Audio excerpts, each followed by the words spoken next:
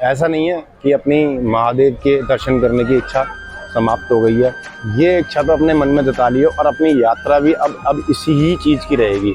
अपनी यात्रा चाहे हम तन से करें चाहे मन से करें, लेकिन अपनी यात्रा महादेव के चरणों में और महादेव के चरणों के दर्शन की ही रहेगी। अब ये शायद हमें भगवान ही संकेत दे रहे हैं कि देख लो आगे तुम्हें, भगवान ने हमें रास्ता दे दिया है और उसकी महिमा को समझ पाना ना समझ पाना ये तो एक बहुत बड़ी बात है। उसकी महिमा हर किसी को समझ में नहीं आती है, और जो समझ गया वो फिर इस भवसागर से पार लग जाता है।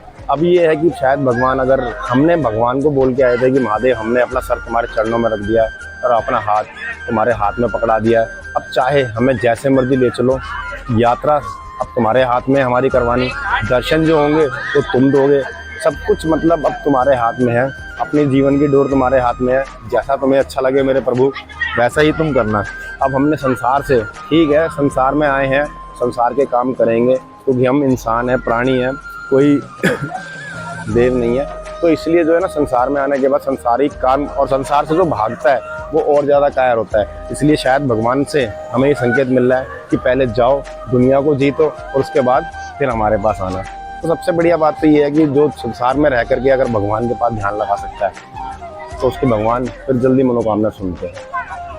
तो मांगना किसी से क्या मांगना है, तो वो बैठा है ना ऊपर महादेव, देने वाला, सब कुछ वही देगा, किसी इंसान से मांगने की जरूरत नहीं है। और कुछ ऐसा भी हो गया कि बस अब जो है ना, मन लग रहा है कि शायद भगवान ने जो है, उस महादेव ने, उस भोलेनाथ ने हमें ये इशारा दे दिया है कि बेटा कि तू अब चल जैसे तुझे मैं चलवाना चाहता हूँ। क्योंकि अगर तूने अपना ध्यान सच्चे मन से लगा लिया है तो 12 ज्योतिर्लिंग क्या, सब कुछ तेरे लिए मैं हाजिर कर दूँगा, सब कुछ तेरे लिए हाजिर हो जाएगा। क्योंकि दर्शन कहीं मंदिर में नहीं मिलते, दर्शन मन में मिलते हैं, हमेशा दर्शन मन में मिलते हैं। अगर हम इंसान भगवानों को मंदिरों में ढूंढने लग जाएं तो सारी दुनिया मंदिरों में जाकर के सारे भगवानों को प्राप्त कर लेगी। लेकिन सच तो ये है कि दर्शन मन में मिलते हैं, हृदय में मिलते हैं।